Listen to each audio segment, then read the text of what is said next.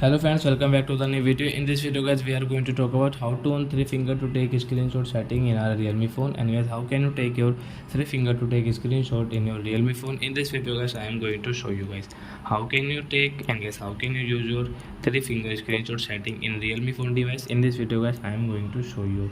So guys, now let's see how to on it. So friends, first of all open your phone setting to on your 3 finger to take screenshot. Then guys you can see this conventions tool. So guys tap here, guys click on your screenshot.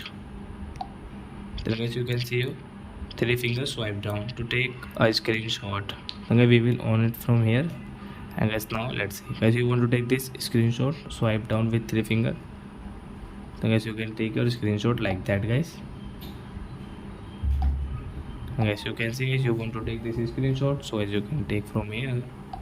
So like that guys, you can use your 3 finger screenshot setting in your Realme phone. So I hope friends you have understood how to 3 finger to take a screenshot, and guys how to take 3 finger to take a screenshot in our Realme phone device. So that's it guys, thanks for watching. Now we will meet on next video guys with new topic. Before going guys, please go and like my video, subscribe my channel. Bye bye friends.